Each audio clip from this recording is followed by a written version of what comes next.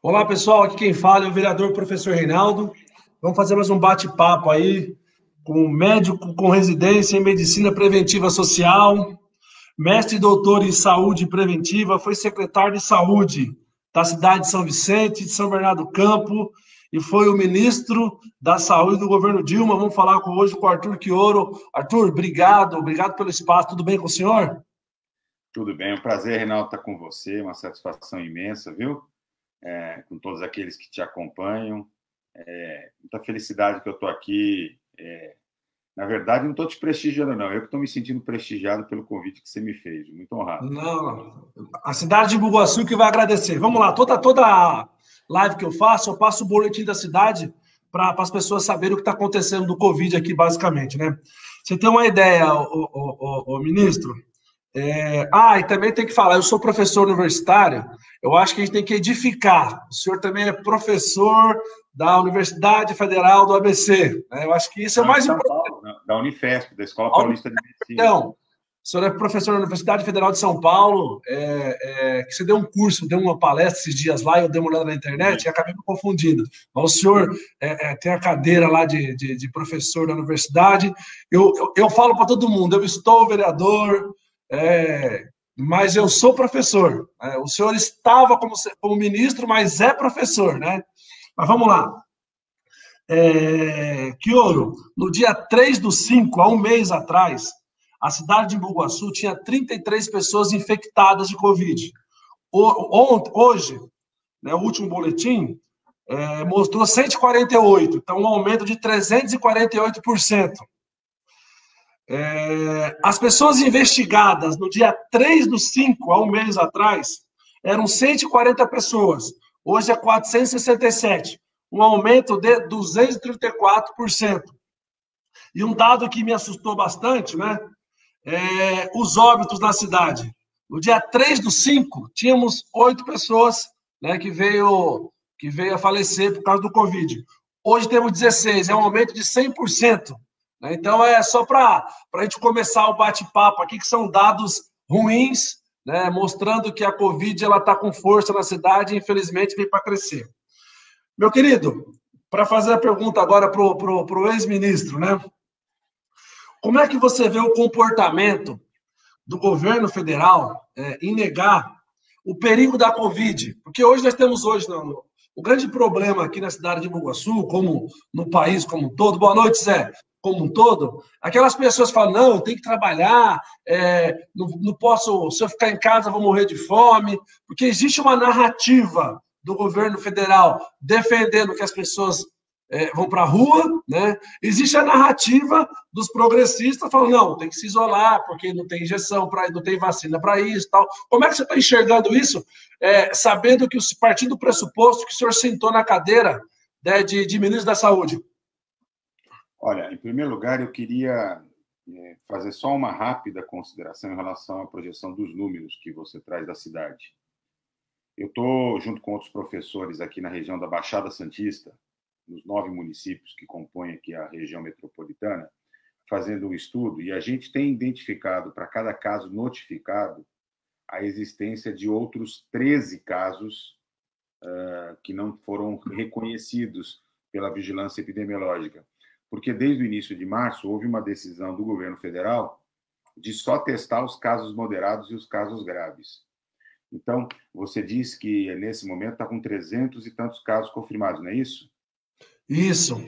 Você pode tranquilamente multiplicar esse número por 10, 12, né, para ser bem conservador, e eu diria que hoje a sua cidade, muito provavelmente, deve ter alguma coisa em torno de 3 mil pessoas já infectadas pelo vírus.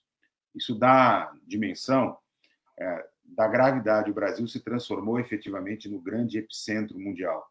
Né? Nós, com mais de 550 mil casos, ainda não saiu os números de hoje, né? Devem sair daqui a pouco. O Ministério tem consolidado e divulgado sempre mais para o final da tarde. Né? Às vezes eu estou fazendo uma live no final da tarde e aparece um número novo. Né? Mas eu não assustaria que a gente chegasse hoje aos 600 mil casos confirmados, né? E que nós tivéssemos alguma coisa em torno aí já de 32 mil ou um pouco mais de óbitos. Né? E isso é desnecessário, isso vem ocorrendo, Reinaldo, porque o governo federal, né, o presidente da República, não liderou o país, como fizeram outros países, para produzir a resposta. E olha que nós tivemos tempo, né? O fato de estarmos no hemisfério sul fez com que a Covid chegasse, a pandemia chegasse no Brasil com quase 40, 44 dias de diferença em relação aos países europeus que estão no hemisfério norte e próprios Estados Unidos. Então, é muito grave o que está acontecendo, né? Nesse momento, a epidemia cresce assustadoramente. E, olha, por que eu digo que o governo federal... eu vou usar uma expressão. O Ministério da Saúde é um sujeito ausente. Quando entra para atrapalhar. E o presidente da República se transformou no maior inimigo, num inimigo mais difícil de ser vencido, de ser lidado, do que o próprio coronavírus. Em primeiro lugar, o Brasil é o único país do mundo que está sem ministro da Saúde em plena... no momento em que se torna o epicentro da pandemia. Já tivemos 2 ministros defenestrados, porque não concordavam com a tese do presidente. Mas, mais do que isso, o que eu acho importante é que nós sentimos o efeito da ausência de resposta. Nós sentimos o efeito dos quase 2 anos e meio de congelamento dos recursos que tiraram 22 bilhões e meio do SUS. Nós sentimos o efeito da desmontagem do programa Mais Médicos, feito pelo Mandetta e pelo Bolsonaro, antes mesmo de tomarem posse. Nós sentimos falta agora da chegada dos testes. O Brasil é um dos países que menos testa, né? E por isso que nós temos a condução de uma epidemia no escuro. Só para você ter uma noção, o Brasil está fazendo alguma coisa em torno de 4 mil testes para cada 1 milhão de habitantes. Os países europeus, os próprios Estados Unidos, estão fazendo entre 40 e 80 mil testes. Então, é da ordem de 10 a 20 vezes mais do que o Brasil. Então, na verdade, as informações que nós temos hoje, elas refletem o que aconteceu há 2, 3 semanas atrás, não o que está acontecendo agora, porque nós não estamos testando, né? O governo federal deveria ter anunciou que adquiriria 43 milhões de testes.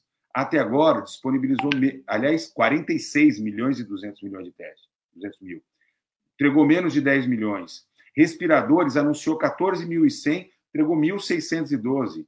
Leitos de UTI, 3 mil leitos, entregou menos de 540. Foi incapaz. Vou te dar um exemplo, Reinaldo, que você sabe muito bem, porque eu conheço a tua região, né?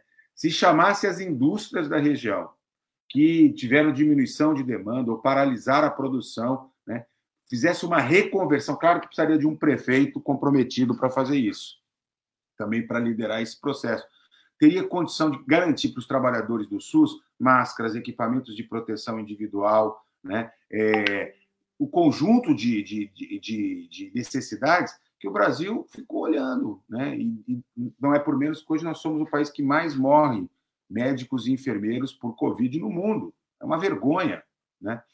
Só vou dar outra, mesmo com toda a ação do Congresso Nacional, e vejam, só saiu R$ 600 do auxílio emergencial, porque a nossa bancada no Congresso Nacional, junto com os outros partidos de oposição, pegaram muito firme, porque eles queriam, o Guedes queria dar R$ 200, né? Depois de toda a ação, foi liberado 29 bilhões e meio, até agora só 8 bilhões e meio foram liberados e não vão entrar no cálculo do orçamento do ano que vem. Então, assim, quando não ajuda e quando entra no jogo, entra para atrapalhar, como é o caso do protocolo da cloroquina, né? Um medicamento que foram investidos quase R$500 bilhão para fazer o laboratório do Exército produzir, num medicamento que não serve e que ainda produz efeitos colaterais. E agora ainda vai receber 2 milhões de comprimidos dos Estados Unidos, que não sabe o que fazer com esses comprimidos, vão dar para usar o Brasil como cobaia. Então, assim, é verdadeiramente um genocídio. Mas você sabe o que eu acho que é o mais grave? Porque eu me concentrei aqui a analisar criticamente a maneira com que a resposta sanitária vem sendo conduzida. Mas o maior crime o genocídio de verdade vem no exemplo, na negação da gravidade e na não adoção de um conjunto de políticas econômicas e sociais que seriam fundamentais, particularmente porque o Brasil, diferente dos países do hemisfério norte, tem uma população extremamente vulnerável, que para cumprir o isolamento precisaria de um auxílio emergencial, precisaria proteger o pequeno e o médio empresário, fazer com que eles conseguissem garantir as suas contas, não se endividassem, que eles pudessem manter o pagamento dos seus funcionários, né? E, para isso, há recurso. Tanto há recurso, Reinaldo, que o Guedes colocou 1 trilhão e 200 milhões para socorrer o sistema financeiro e as grandes empresas. E segura o máximo possível para poder socorrer o pequeno e o médio empresário e principalmente o trabalhador que está sem emprego, que está na informalidade. Então, mostra muito bem qual é a diferença de projeto de governo, né? A visão de mundo. E veja, mesmo os países capitalistas, isso é uma coisa extremamente importante de dizer, mesmo os países capitalistas, que vinham adotando políticas econômicas neoliberais, na hora da crise da pandemia, que desarranjou a economia, o emprego, a sobrevivência das pessoas, fizeram um freio de arrumação, né? Deixaram de lado essas políticas e o Estado foi investir fortemente. O Brasil é o único país que continuou na mesma toada. O próprio governo americano, que tem a principal agenda liberal do mundo aí, ele tirou 30% do PIB. Ou seja, 30% do PIB eu vou jogar na Covid. Mesmo tardiamente, né? Foi tardiamente, ele conseguiu fazer isso. Você começou a falar aí, eu anotei aqui, né? Porque eu sou meio chatão, eu faço um monte de perguntas aqui, anoto, e, né, eu acho que a gente tem que estar preparado para dialogar. E aí o senhor falou o seguinte, porque há umas 3 semanas atrás, 3, 4 semanas, você fez uma live com o Lula, todos os ex-ministros, né? Eu assisti umas 2, 3 vezes, e depois assisti com o Alencar, assisti um monte de live sua aí para me preparar. E aí você sempre falava, ó, gente, os casos notificados, aí vocês podem multiplicar por 13, pode multiplicar por 14. A secretária da Saúde aqui fala que era por 7. Eu falei, não, peraí, vamos entender isso aí, né? E aí, só para você entender aqui, a Organização Mundial da Saúde fala que quando uma região, o limite que tenha menos problema, mas é perigoso, de pessoas infectadas, é no máximo 1% da população, né?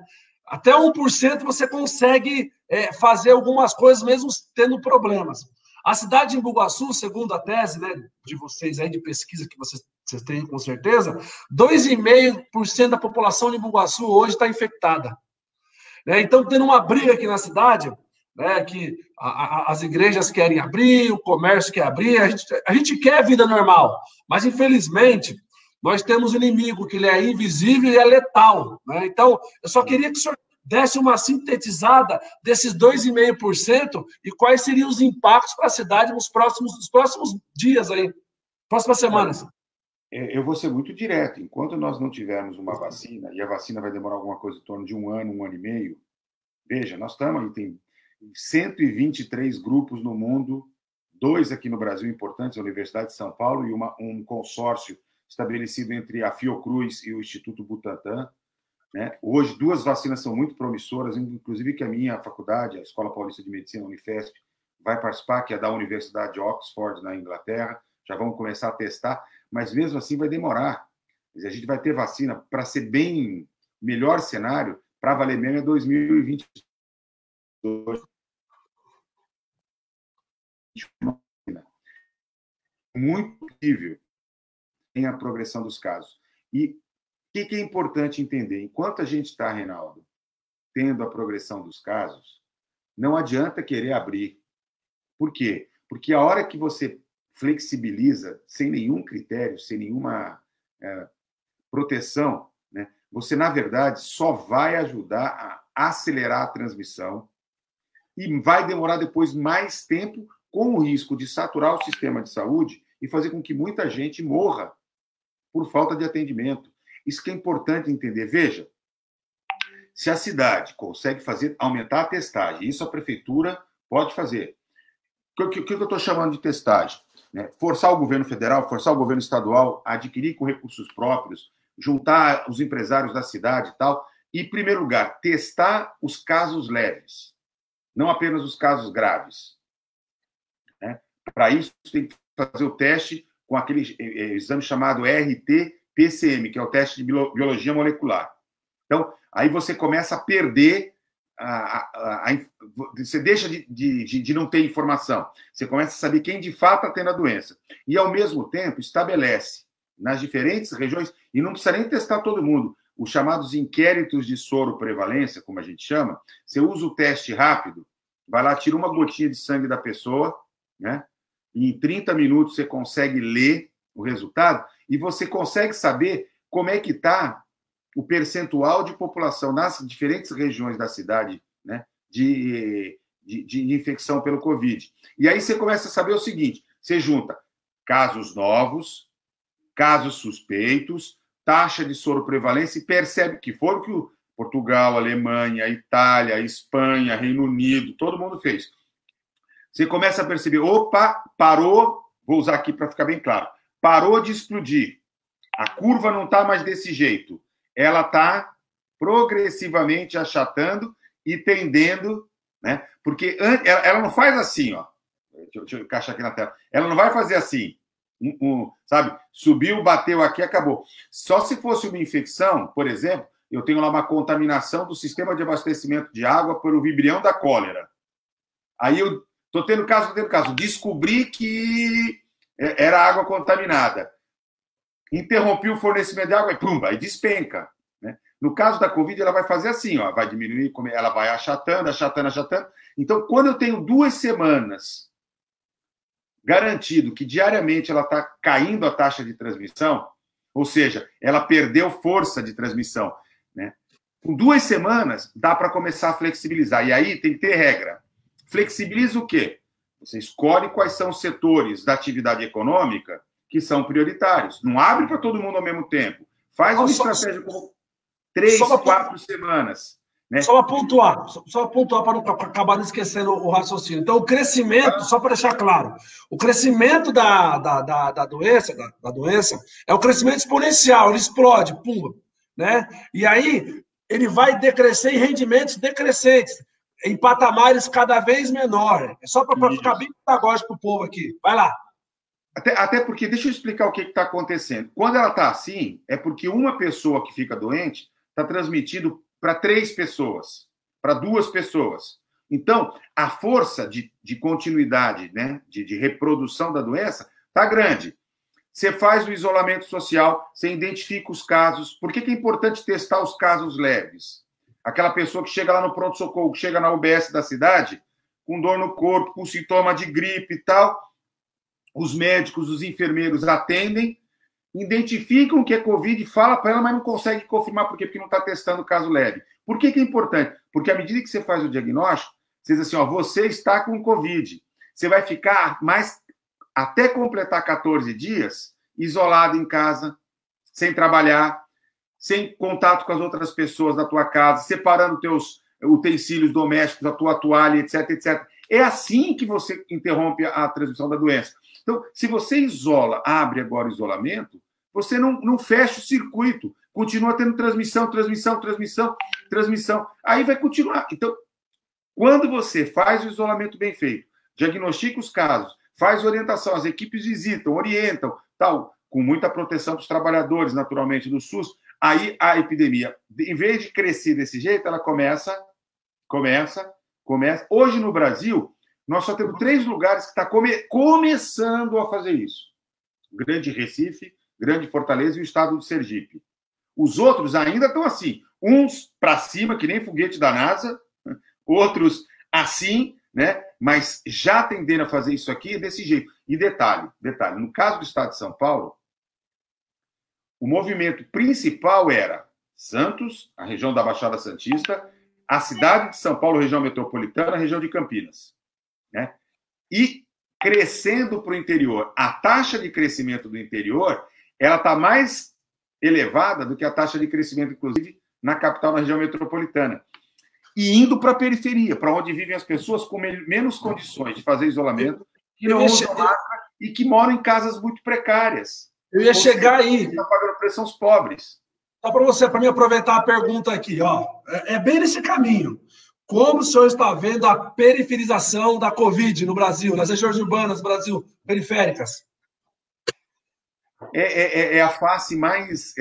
eu até comentei rapidamente isso quando eu disse das populações vulneráveis. É a face mais perversa da pandemia quando ela chega nos países desiguais.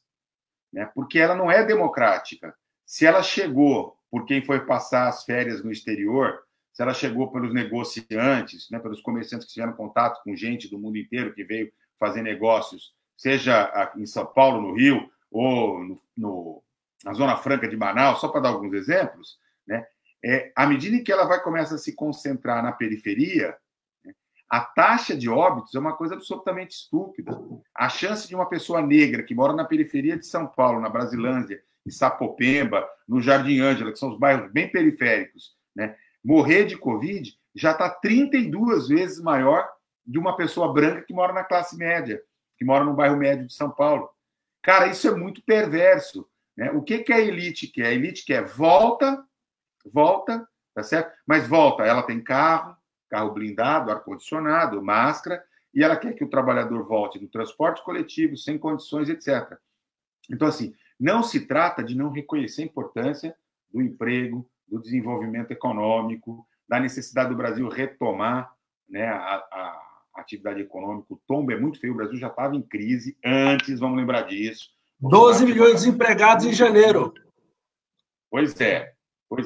Nós já estávamos com essa situação. Mas o que eu acho que a gente não pode é contrapor essa ideia de que ou tem economia ou tem saúde. Não. O presidente Lula tem dito isso o tempo inteiro, quer dizer, nós temos que enfrentar essa ideia, não pode ter falsa dicotomia, né? Nós temos que preservar a vida das pessoas, garantir que elas possam ter segurança, e para isso o Estado tem que ter grana, tá certo? Para conseguir suportar as pessoas poderem fazer. Vou dar o exemplo de Portugal, que foi fantástico. Portugal fez, por autodeclaração, as pessoas autodeclararam quanto que estavam ganhando, que estavam sem empregos ou na informalidade, e manteve 2/3 do salário de todo mundo. Ajudou, inclusive, os empresários, as empresas não caíram. O que vai acontecer? Passada agora a pandemia, agora que eles já assumiram, né, o achatamento, eles vão rapidamente recuperar mais, né? Quer dizer, a rapidez com que recupera é maior. O Brasil vai viver exatamente várias ondas, né? Agora a pandemia vai para o interior, depois vai para o Rio Grande do Sul, depois volta para não sei aonde e tal. E a gente tem ali um terraplanista, um genocida, né? Eu estou dizendo isso porque o ex-ministro Alexandre Padilha e o ex-ministro Roberto Costa temos, inclusive, uma denúncia para a Bachelet, que é a nossa alta comissária de direitos humanos da ONU, para a própria diretora-geral da Organização Mundial de Saúde, acusando, denunciando o Bolsonaro pelo crime de genocídio, por ferir, né, o regulamento sanitário internacional do qual o Brasil é signatário. É muito grave isso, né? Hoje, quem viu as declarações de ontem e de hoje do diretor-geral da Organização Mundial de Saúde, a grande preocupação, né, se transformou na América Latina. Basicamente porque tem o Brasil, tudo bem, tem o Peru também, né? Colômbia com situação complicada, mas fundamentalmente o grande gigante latino-americano que é o Brasil se transformou na grande ameaça de manutenção. Porque, vejam, o mundo está globalizado. A hora que libera voo, a hora que libera comércio, etc., uma região, um país que já estava relativamente controlado, a possibilidade de uma segunda onda é muito grande. E, olha, tem um dado importante. Eu estava falando, Reinaldo, que as coisas só vão se resolver quando tiver vacina. Porque mesmo em países como a Itália e a Espanha, que foram fortemente acometidos pela pandemia, a quantidade de gente, por exemplo, na Itália foi 8% da população só que se infectou. Na Espanha, 6%, ou seja, ainda resta 90%, 92%, 94% das pessoas que são suscetíveis a uma nova onda de Covid. Então, de vez em quando parece que as pessoas não sacaram, né, que nós estamos vivendo o mais grave evento sanitário dos últimos 100 anos. Talvez o mundo tenha vivido alguma coisa parecida na gripe espanhola, mas que foi no início do século passado. O Brasil, infelizmente, está aí com mais de 30 mil pessoas que morreram. O último boletim que eu peguei foi ontem, quase 31 mil pessoas, né? 555 mil pessoas foram infectadas. Baseado no que o senhor falou no início da live, esses números não são reais, né? Não. O número de casos tem... A gente só está testando caso grave, né? 80%, 85% dos casos são assintomáticos ou são leves.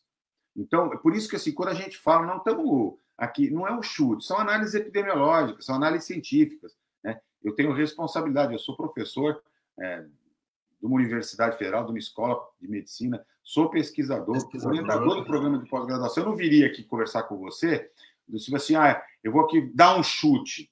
Eu acho. Das projeções. Então, assim, as projeções indicam, né, uma situação que é mais grave, né? Porque, assim, inclusive ajuda a entender por que a letalidade por Covid no Brasil é tão alta quando compara com outros países.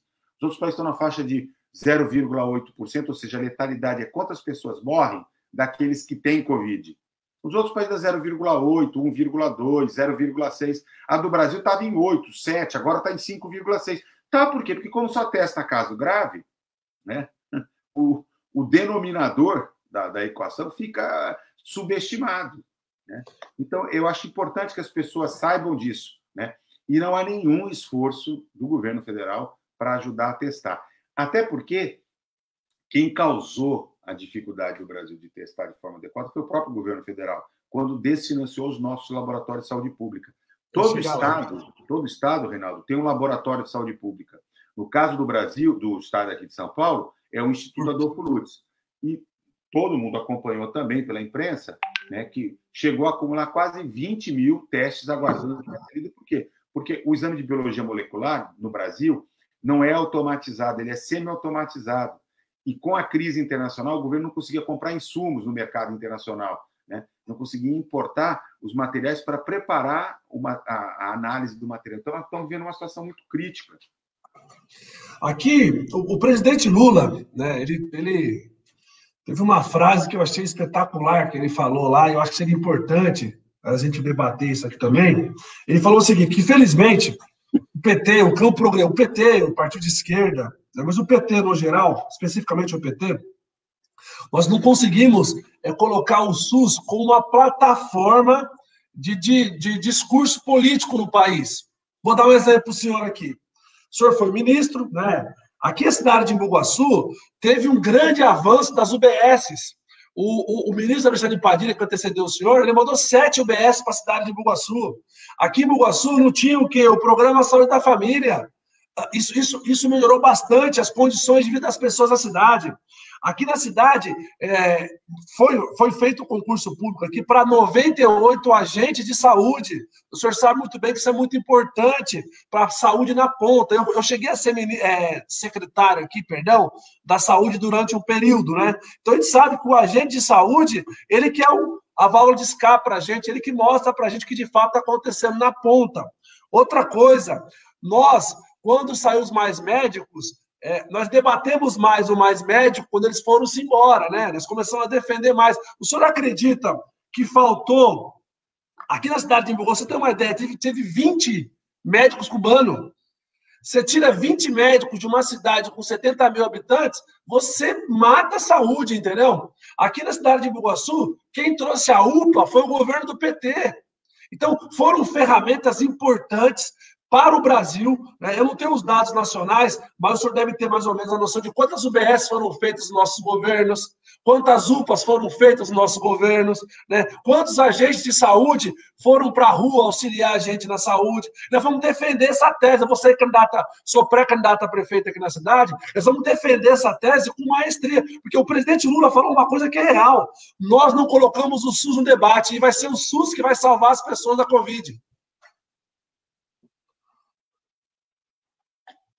Olha, se eu tenho uma certeza frente às múltiplas perguntas que a Covid deixa para a gente, e acho que é importante admitir que mesmo quem está pesquisando, quem tem experiência em gestão, chega nessa hora, não tem todas as respostas, porque a Covid é uma doença nova, né? Que se comporta diferente de outras que a gente já lidou. Eu era secretário de São Bernardo quando chegou H1N1. Eu vivi na pele, era meu primeiro ano junto com o Luiz Marinho.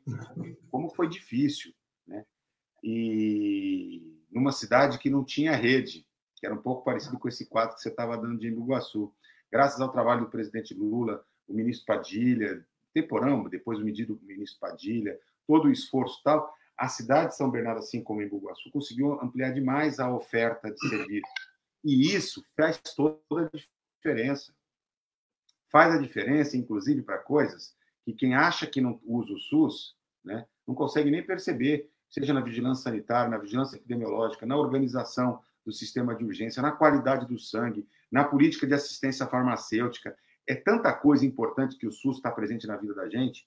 O SUS, cara, Reinaldo, ele é sem sombra de dúvida, uma contribuição que eleva a dimensão civilizatória. Sem o SUS, teria sido... Enfrentar o SUS sem a Covid, sem o SUS hoje, seria uma verdadeira tragédia. Se já está difícil porque o SUS foi subfinanciado, porque a gente não tem comando no governo federal, porque tem uma dificuldade imensa, né, no governo estadual, porque tem muitos prefeitos que estão pisando na bola, mas ainda assim nós temos os trabalhadores do SUS, nós temos os serviços do SUS. Claro que podia ter uma resposta muito mais efetiva. Eu falei, né, o Mandetta e o Bolsonaro, antes mesmo de assumir, trataram de dinamitar o programa Mais Médicos e não colocaram nada no lugar. Isso trouxe uma enorme dificuldade, inclusive de colocar as unidades básicas para ajudar a atender o SUS, a pandemia. Veja, eu disse que 80% dos casos são leves, são assintomáticos. Então, as equipes completas podiam estar visitando a casa das pessoas, podiam estar atendendo as pessoas. Além do que, é preciso lembrar que a vida não para. As outras enfermidades continuam acontecendo, né? As gestantes continuam ganhando neném, Ministro, continuam tendo infarto, derrame. Vale, ministro, deixa eu só falar uma coisa aqui que está me dando até uma cólica, né? Você tem uma ideia da importância do PT para a cidade de Embu-Guaçu. Em 2002, nós tivemos aqui na cidade, durante o ano, 98 mil atendimentos. Urgência, emergência, UBS e tal. Em 2016, quando o senhor era ministro, né, que eu devo imaginar como era difícil ser ministro em 2016, sabendo daquele golpe, daquela sacanagem que fizeram com o país, aquela dificuldade de você tentar projetar o futuro, sabendo se você vai conseguir ficar de pé no presente, né? Em 2016, a quantidade de atendimentos na cidade de Embu-Guaçu, total, você colocando as UBS, deu 623 mil atendimentos. Então, isso é um ganho de quase 15 vezes mais, entendeu? Então, esse é o olhar do PT em relação à saúde pública no país, né? Vou falar. Não, que tem mais uma coisa, Reinaldo, é que isso tem a quantidade de atendimentos, mas tem o impacto na mortalidade infantil, no aumento da esperança média de vida, um monte de gente que deixou... Eu nem vou nessa linha, porque senão... Inevitáveis. Se eu for nessa linha, a live vai até amanhã, porque tem um monte de coisa para falar, entendeu? Eu tive uma sorte que sábado agora teve a audiência pública da saúde, e aí eu peguei os dados. Por exemplo, o bairro do Jardim Campestre, aqui no Cipó, não tinha UBS. Quem foi que trouxe para cá? Foi o governo do PT. O Recanto da Lagoa, que é um bairro afastado aqui também, quem trouxe a UBS? Foi o governo do PT. Parque Recreio, Filipinho, Flórida, são regiões importantes da cidade que eram marginalizadas e começaram a ter aparelho público, tiveram que ter um atendimento melhor, né? Um acompanhamento melhor, graças ao quê? A políticas públicas do PT. E é isso que o governo Lula falou. A gente tem que colocar isso no debate, porque assim, a gente tem que parar de ficar se defendendo. Nós temos que começar o quê? Partir para cima com o quê? Sempre com respeito, sempre com serenidade, mas mostrando o que de fato foi feito, né? Vou pular para a próxima pergunta, senão não vai dar tempo, eu sei que você tem seus compromissos, que é importante. Isso aqui, eu tenho que aproveitar o espaço. Meu querido, o governo do estado de São Paulo, João Dória, né? Há 3 semanas atrás, está na Folha de São Paulo, no Estadão, na UOL, aonde você quiser, está lá. Ele fez uma ameaça que poderia implantar o lockdown no estado de São Paulo, porque ele acreditava, né, que o isolamento não estava funcionando e tal. Aí ele acordou no outro dia, se passaram 3 semanas, ele acordou, eu acho que a sinusite dele deve ter atacado, a pedra no rim bateu lá, não sei o que aconteceu com ele. Ele falou, não, agora nós vamos fazer o seguinte, nós vamos fazer uma nova projeção para o estado, nós vamos reabrir algumas regiões. E aí ele fez a faixa de Gaza, né? Eu até falei no comitê, aqui tem um comitê na cidade que a Câmara Municipal colocou 4 vereadores para participar com o Executivo para debater, né? E aí eu até dei um discurso lá na hora, lá. Falei, não, o que o governo de São Paulo fez? Ele fez a faixa de Gaza, né? Ele colocou a capital podendo abrir o comércio e em volta da capital ele restringiu. Eu queria que o senhor falasse disso de uma maneira técnica, mas sempre não perdendo o time político, porque para mim só teve política nessa postura dele. É interessante, porque assim, eu até tenho brincado muito. O Dória, no começo, vinha se portando, até porque ele achou um espaço de polarização, né, com o Bolsonaro, com toda... o Bolsonaro assim, ele é um energúmeno, né? Ele é um estúpido. É muito difícil a gente conseguir, inclusive, ser respeitoso com quem é profundamente desrespeitoso com a dor e sofrimento alheio. E o Dória, como político muito sagaz, achou que ali ele tinha um espaço de polarização e de disputar a direita. E encontrou um discurso de respeito à ciência, à medicina e etc. E vinha se sustentando. E eu até brincava que agora o Dória ganhou 10 pontos comigo. Ele só está devendo 1.843, porque ganhou 10, mas ele estava com menos 1.843. Mas essa semana passada ele perdeu os 10 que ele tinha acumulado, né? E ficou devendo agora mais. Agora ele está 2.000 devendo. Por quê? Vejam bem, na verdade, o Dória não suportou. É aquela história, né? O leão ruge, mas depois, quando você vai ver, é gatinho. Eu brinco uma coisa, assim, quem é da área da saúde, e deve ter gente companheiros nossos, companheiras que sabem do que eu estou falando, é muito interessante. Tem prefeito, eu vou fazer intervenção na Santa Casa. O papel, fazer o decreto, a portaria, é a coisa mais fácil, que o papel aceita qualquer coisa. Mas o problema, camarada, é como é que eu faço depois para manter? E o Dória, o que a gente percebe claramente é o seguinte, ele não suportou 2 tipos de pressões. A primeira pressão é do setor empresarial, que ao invés dele conseguir ganhar o setor empresarial por um projeto de recuperação, de uso de incentivos, né, de trabalhar um pouco essa perspectiva, inclusive quebrar por setores, né? Eu acho que uma das estratégias mais importantes é a segmentação, o que retorna primeiro, o que gera mais emprego, o que tem mais segurança e tal. Em segundo lugar, ele não segurou a pressão dos prefeitos candidatos à reeleição. E aí, cara, é o ponto-chave, né? Porque os empresários, uma parte consegue chegar no governador, mas uma parte, a capacidade de expressão, de pressão dele está no nível local. Então, os prefeitos vocalizaram essa coisa.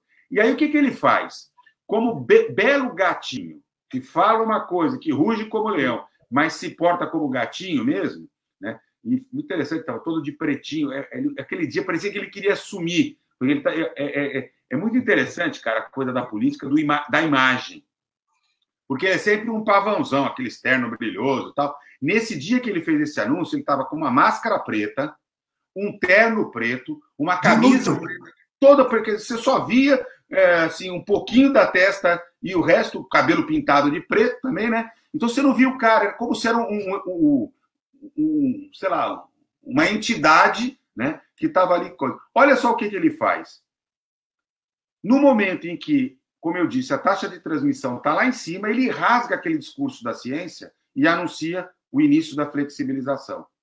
E o pior, ele delega para o prefeito a decisão.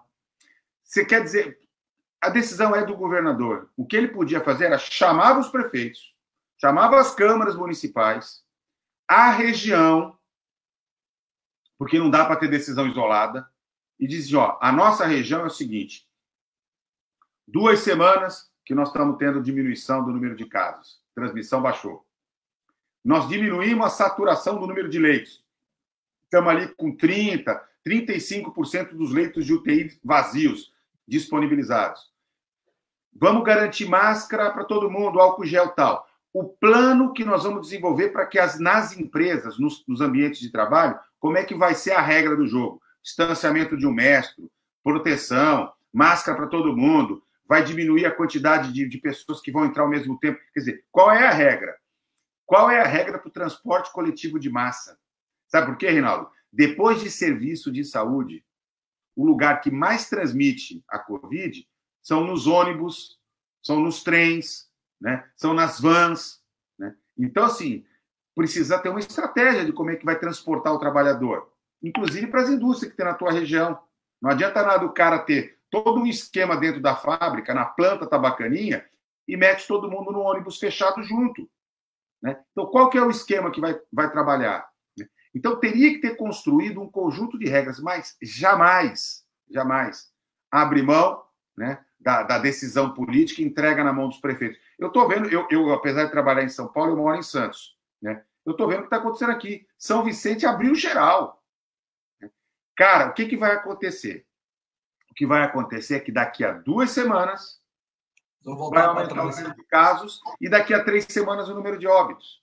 Ao invés de faz o esforço, a gente já sabia, essa é a pior época, porque quando chegou o inverno, quando chega o inverno, os ambientes ficam mais confinados. Então essa era a hora de jogar peso para fazer um grande esforço para depois ir flexibilizando.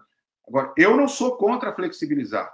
Eu só acho que tem que ser feito com critério técnico, com critério político, com transparência. Chama os conselhos de saúde para decidir junto, né?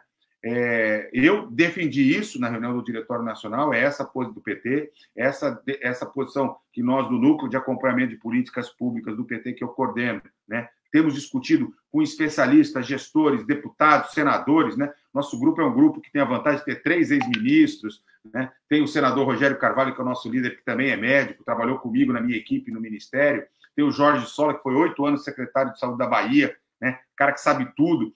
Então, a gente tem discutido muito, tem proposto. Eu terminei de falar o governador Wellington Dias, não sei se você acompanhou a reunião do Diretório Nacional, o governador Wellington do Piauí disse, isso que o Chioro apresentou, que não era só ideia minha, era ideia nossa, do pessoal da área da saúde do PT, disse, é isso que nós precisamos fazer, porque isso me dá segurança como autoridade de que eu vou tomar uma decisão, inclusive prevendo o recuo caso aumente os casos.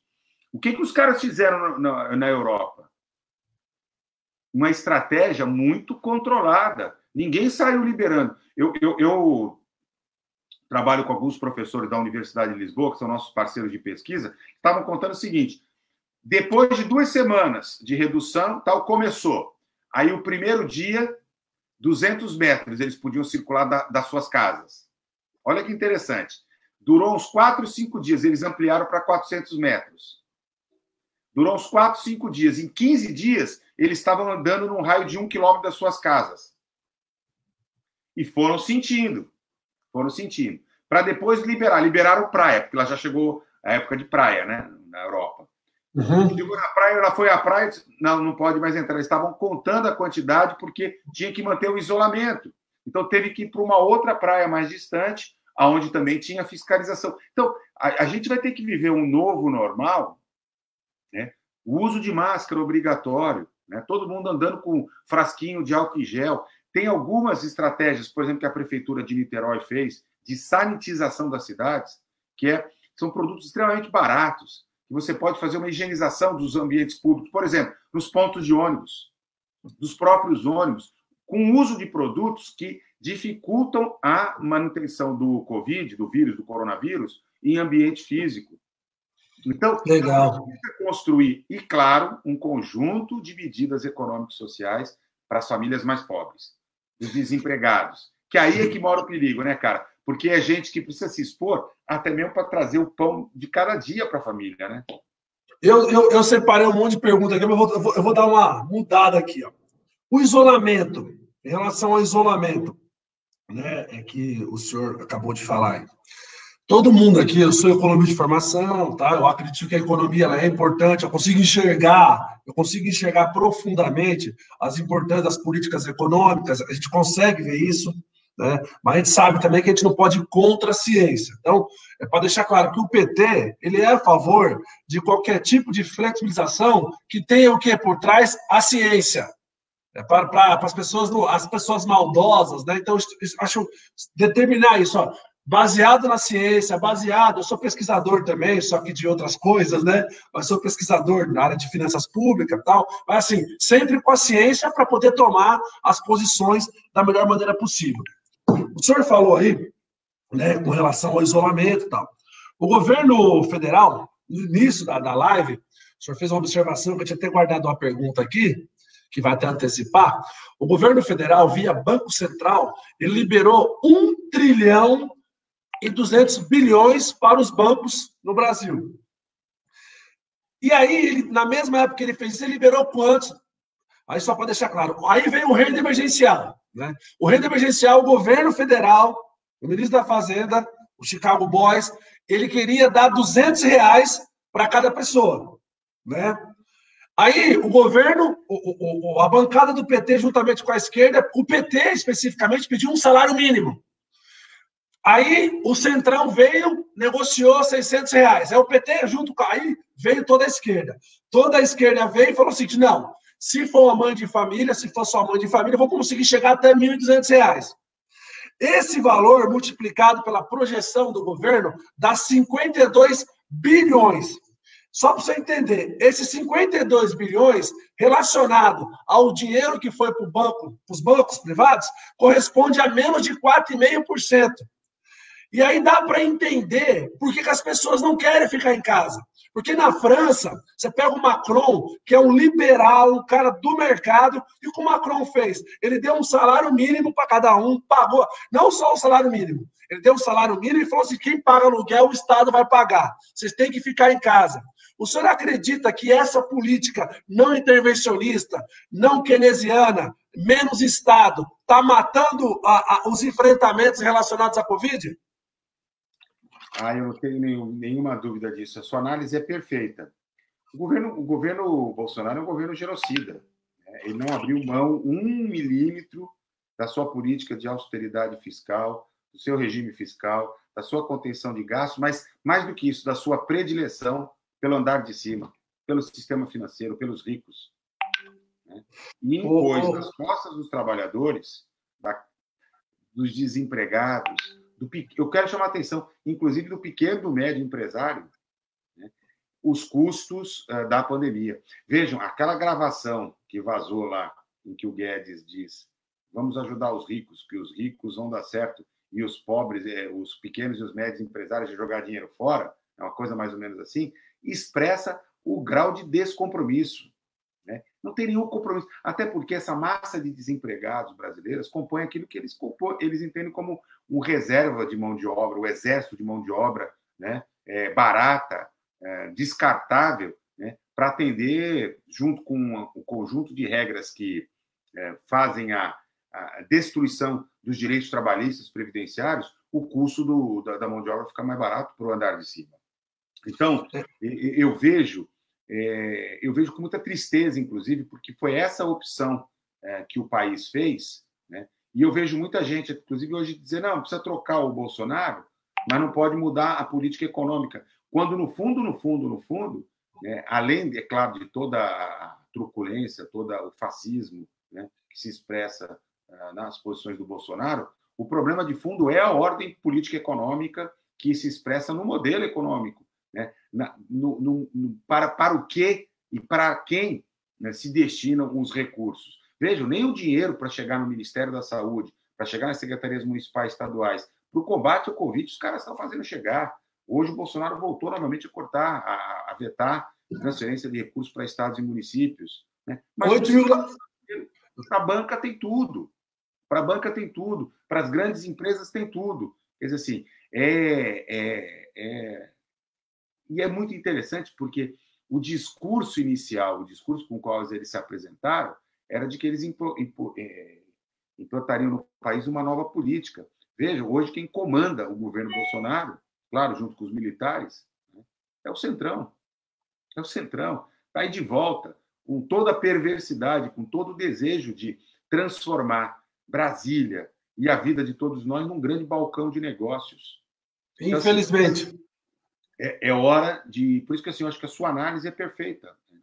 E acho que assim, nós vamos ter uma oportunidade muito grande agora, no final do ano, não sei se em outubro, talvez por conta da Covid postergada para comecinho de dezembro, de começar a mudar essa situação em dois movimentos. Um movimento é o movimento de derrubada do Bolsonaro. Nós precisamos avançar para a sua substituição, ou o seu afastamento, a sua interdição, o seu impeachment. Mas o outro movimento é mudar as prefeituras. Eu quero lembrar, Rinaldo, que no Brasil inteiro, esses prefeitos e prefeitas eleitos em 2016 foram eleitos já sobre o clima de antipetismo, já sobre o clima de negação. Choque de gestão. Choque de gestão. Choque de gestão e negação das políticas públicas, mas o destino é muito cruel, Quis o destino colocar na mão desses prefeitos e prefeitas despreparados, a grande maioria. Claro que tem gente muito comprometida, mas desses prefeitos que negavam a política, a responsabilidade de enfrentar a principal crise. E a grande maioria, convenhamos, não tem o mínimo status e compromisso para produzir. Com a sociedade. No final de outono e final de inverno, o final do outono, estamos vivendo agora, e o começo do inverno, né, são os períodos onde temos vários problemas de doenças respiratórias. Você acredita que a Covid vai ter um empurrãozinho a mais nesse período? Eu não tenho dúvida. A gente já tinha, inclusive, a perspectiva de que esse seria, já desse jeito, desde que chegou a Covid, esse seria o período mais complicado.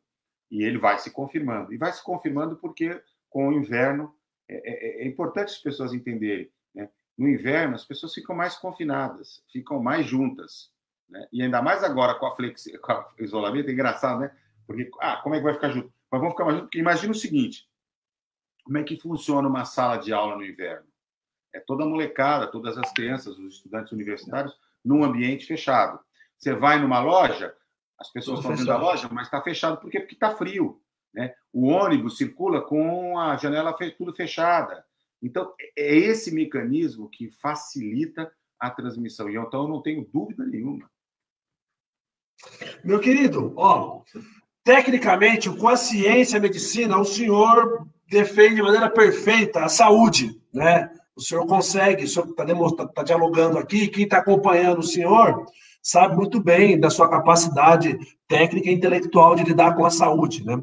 Porém, a religião espírita e a homeopatia são caminhos que podemos seguir para diminuir o sofrimento da Covid. Eu sei que o senhor é um estudioso, tem um amigo meu chamado Zé Roberto Antunes, ele é de São Bernardo, ele trabalhou com você, ele falou, faz essa pergunta para ele, então eu tenho que fazer. Não, olha, eu acho que assim, todo mundo que de alguma maneira tem uma visão espiritualista, né, não necessariamente religiosa, porque não precisa ser adepto de nenhuma religião, né, mas que a gente tem vê sentido para a vida, tem uma dimensão solidária, né, pode atravessar momentos como esse com mais resignação, com mais fortaleza, com a alma mais confortada e com mais fé no futuro. Eu acho muito importante, nesse momento, compreender, né, isso não significa ter uma atitude conservadora, aceitar a injustiça social, aceitar a desigualdade, aceitar a omissão do governo, acho que é ser cidadão, né, mas, ao mesmo tempo, buscar o equilíbrio, né, que a espiritualidade pode nos trazer, né. Eu, como espírita, por exemplo, né, acredito na vida depois da morte. Acredito num sentido para a nossa existência. E acredito que nós podemos sair desta crise melhores. Se sairemos ou não, vai depender da gente. Vai depender não de Deus, mas vai depender de como cada um de nós, né, vai se portar enquanto sociedade. Acho, por exemplo, que é muito possível que os sistemas universais de saúde, como é o caso do SUS, sejam mais valorizados. Que os trabalhadores de saúde sejam mais valorizados. Que o sistema de ciência e tecnologia, que a ciência seja mais valorizada. Que a gente possa, inclusive, perceber, depois de tanto tempo de isolamento, né, como é a vida de quem vive isolado e o quanto que é preciso cuidar dos idosos, né, ser mais solidário com as pessoas doentes, né. É possível perceber que a gente pode viver esses momentos e não precisa ampliar nossa dependência de álcool e de outras drogas, né. Isso. Ou que a gente não precisa dar vazão à violência contra a mulher, contra as crianças, né. Muita coisa tem acontecido nesse período de isolamento. Então, eu acho que tem muitos aprendizados. E um deles que eu acho central é a gente perceber que a gente pode viver com menos. A vida da gente é muito doida em torno do supérfluo, né, da acumulação de bens e etc. E a gente, vivendo em isolamento, pode perceber, puxa vida, minhas contas caíram para caramba, né?